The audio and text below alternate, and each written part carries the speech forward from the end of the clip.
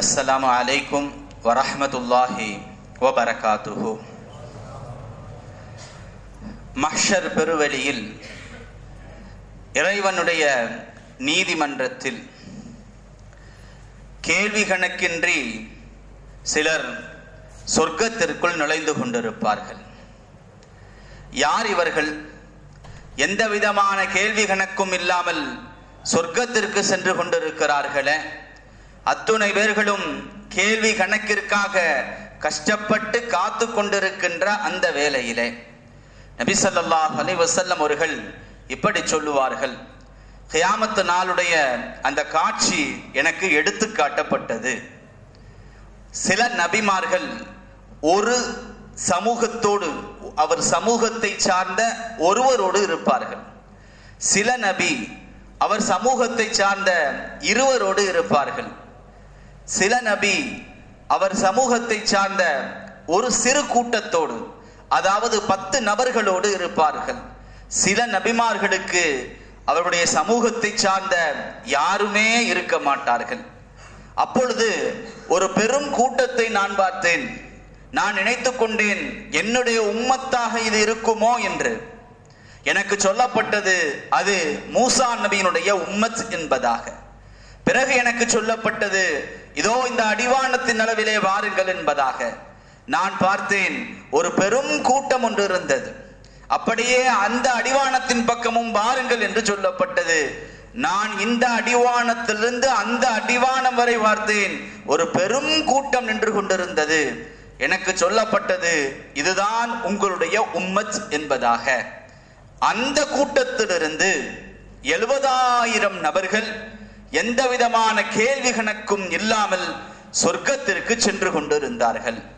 நபி ஸல்லல்லாஹு அலைஹி வஸல்லம் அவர்கள் இந்த வார்த்தைகளை சொல்லிவிட்டு அங்கிருந்து சென்று விட்டார்கள். சஹாபாக்களுக்குள் குழப்பம். அந்த 70,000 நபர்கள் யார்?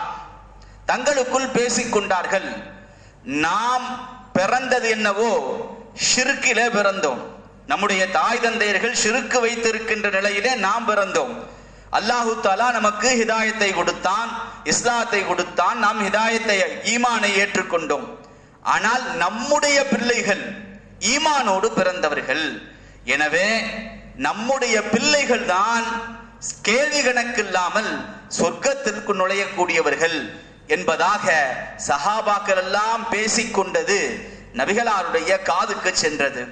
நபி ஸல்லல்லாஹு அலைஹி வஸல்லம் அவர்கள் சொன்னார்கள், இல்லை, அந்த 70,000 நபர்கள் என்பவர்கள் அவர்கள் சகுனம் பார்த்திருக்க மாட்டார்கள். அவர்கள் ஷிர்கான வார்த்தைகளை கொண்டு மந்திரித்திருக்க மாட்டார்கள். அவர்கள் நோய்க்காக உடலிலே சூடு போட்டு இருக்க மாட்டார்கள். அதாவது அல்லாஹ் அல்லாதவைகளின் மீது எந்த விதமான நம்பிக்கையும் வைத்திருக்க மாட்டார்கள். அல்லாஹ் அல்லாதவைகளை சார்ந்திருக்க மாட்டார்கள். அல்லாஹ் அல்லாதவைகளின் மீது நம்பிக்கை வைத்திருக்க மாட்டார்கள். மாறாக வஅலா ரப்பிஹிம் யதவக்கலூன், அல்லாஹ்வின் மீதே நம்பிக்கை வைத்திருந்திருப்பார்கள். அல்லாஹ்வை மட்டுமே சார்ந்திருந்திருப்பார்கள்.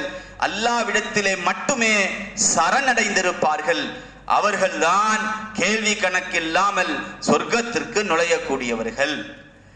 நபி ஸல்லல்லாஹு அலைஹி வஸல்லம் அவர்கள் அல்லாஹ்விடத்திலே இந்த எண்ணிக்கையை அதிகப்படுத்தி கேட்டிருந்தார்கள். அல்லாஹு தஆலா ஒவ்வொரு 1000 நபர்களுக்கு 70,000 என்பதாக கூட்டி கொடுத்திருந்தான் என்பதாகவும், நபிகளார் அதைவிடவும் கூட்டி கேட்டிருந்ததாகவும் வேறு வேறு ரிவாயத்துகளிலே வந்திருக்கிறது. அப்படியானால் 70,000 என்பது நமக்கு சொல்லப்பட்ட ஒரு கணக்கு தான். அதை விடவும் அதிகமான நபர்கள் சொர்க்கத்திற்கு கேள்வி கணக்கில்லாமல் நுழையலாம்.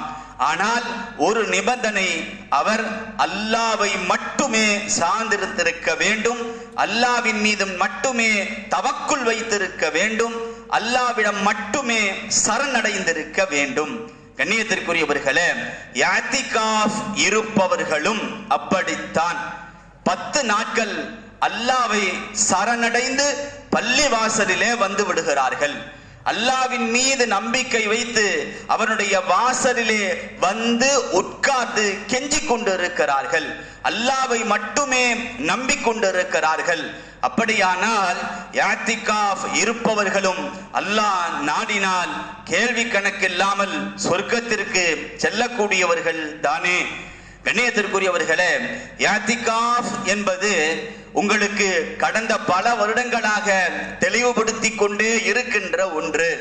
இஅ்திகாஃப் என்பது பள்ளிவாசலிலே தரித்து இருப்பது, பள்ளிவாசலிலே தனித்து இருப்பது, பள்ளிவாசலிலே தரிபட்டு இருப்பது, வேற எந்த காரியங்களிலும் ஈடுபடாமல் இருப்பதற்கு பெயர்தான் இஅ்திகாஃப். இஅ்திகாஃப் என்பது 3 வகைப்படும். முதலாவது வகை வாஜிப், கண்டிப்பாக நிச்சயமாக இஅ்திகாஃப் இருந்தே ஆக வேண்டும். எப்பொழுது ஏதாவது ஒரு காரியம் நடந்தால் நான் இஅ்திகாஃப் இருப்பேன் என்று நேர்ச்சை செய்திருந்தால் அவர் நிச்சயமாக கட்டாயமாக அதை நிறைவேற்றியே ஆக வேண்டும். அது வாஜிபான இஅ்திகாஃப். உமர் ரலியல்லாஹு தஆலா அன்ஹு அவர்கள் நபிகளாரிடத்திலே, யா ரசூலல்லாஹ், நான் ஐயாமுல் ஜாஹிலியத்திலே இஸ்லாம் ஆவதற்கு முன்பதாக இந்த காபாவிலே, இந்த ஹரமிலே நான் இஅ்திகாஃப் இருப்பதாக நேர்ச்சை செய்திருந்தேன் என்றார்கள். நபிகளார் ஊஃபி நதரக் என்றார்கள், உடைய நேர்ச்சையை நீ நிறைவேற்று என்றார்கள். அப்படியானால் எனக்கு ஒரு காரியம் நடக்க வேண்டும், அப்படி நடந்தால் நான் இஅ்திகாஃப் இருப்பேன் என்று நேர்ச்சை செய்திருந்தால் நிச்சயமாக சத்தியமாக கண்டிப்பாக அவர் இஅ்திகாஃபை நிறைவேற்றியே ஆக வேண்டும். இரண்டாவது இஅ்திகாஃப் நஃபிலான இஅ்திகாஃப். சாதாரணமாக பள்ளிவாசலுக்குள் வருகின்ற பொழுது இந்த பள்ளிவாசலிலே நான் இருக்கின்ற காலமெல்லாம் இஅ்திகாஃபுடைய நியத் வைக்கிறேன் என்று நியத் செய்து உள்ளே நுழைவது. அதற்கான கால நேரங்கள் கிடையாது. எவ்வளவு நேரம் வேண்டுமானாலும், எவ்வளவு காலங்கள் பள்ளிவாசலில் இருக்கிறோமோ அவ்வளவு காலங்கள் இஅ்திகாஃபுடைய நன்மையும் கிடைத்துக் கொண்டிருக்கும். அது நஃபிலான இஅ்திகாஃப். மூன்றாவது இருக்கிறது, அது சுன்னத்தே முஅக்கதா கிஃபாயா, வலியுறுத்தப்பட்ட சுன்னத். கண்டிப்பாக யாராவது ஒருவர் இருந்தே ஆக வேண்டிய சுன்னத். அதுதான் சுன்னத்தே முஅக்கதே கிஃபாயா. நபி ஸல்லல்லாஹு அலைஹி வஸல்லம் அவர்கள் தன்னுடைய வாழ்நாள் முழுவதும் கடைசி 10 நாட்களில், ரமலானுடைய கடைசி 10 நாட்களில் இஅ்திகாஃப் இருந்திருக்கிறார்கள். எனவே அது சுன்னத்தே முஅக்கதா கிஃபாயா. நிச்சயமாக யாராவது ஒருவர், எப்படி ஜனாசா தொழுகை ஃபர்தை கிஃபாயாவோ, ஜனாசா தொழுகை என்பது ஃபர்தை கிஃபாயா.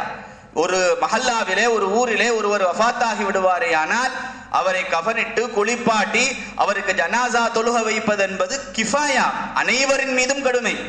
யாராவது சிலர் நிறைவேற்றினால் அனைவருடைய கடமைகளும் நிறைவேறிவிடும். அதே போன்று இஅ்திகாஃப் என்பது சுன்னத்தே முஅக்கதா கிஃபாயா, அனைவரின் மீதும் அது சுன்னத். யாராவது சிலர் நிறைவேற்றுகின்ற பொழுது அனைவருடைய சுன்னத்தும் நிறைவேறிவிடும். அந்த அடிப்படையிலே